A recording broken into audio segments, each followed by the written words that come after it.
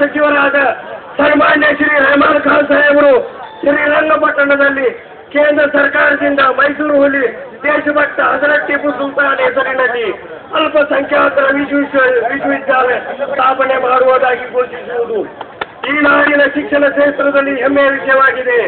ಹಾಗೂ ಅಪ್ಪಟ ದೇಶಾಭಿಮಾನ ಹೊಂದಿಸಿರುವ ಗೌರವ ಇದನ್ನು ಈ ನಾಡಿನ ಸಮಸ್ತ ಜಾತ್ಯತೀತ ಮನೋಭಾವ ಹೊಂದಿರುವ ಸ್ವಾಗತಿಸಿರುತ್ತದೆ.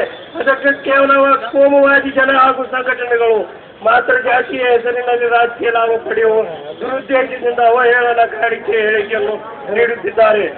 ಅದರಲ್ಲಿ ಪ್ರಮುಖವಾಗಿ ಸನ್ಮಾನ್ಯ ಶ್ರೀ ಎಸ್.ಎಲ್. ಭೈರಪ್ಪ, ಡಾಕ್ಟರ್ ಸಚ್ಚಿದಾನಂದ ಮೂರ್ತಿ, ಬಿಜೆಪಿಯ ವಕ್ತಾರ ಗೌಮುಖುದನ್ ರವರು ಜಾತಿ ಹಾಗೂ ಇಡೀ ಮಾನವ ಜನಾಂಗಕ್ಕೆ ಕೆಟ್ಟ ಹೆಸರು ಬರುವಂತ ಹೇಳಿಕೆಯನ್ನು ಮಾಧ್ಯಮ ಮುಖಾಂತರ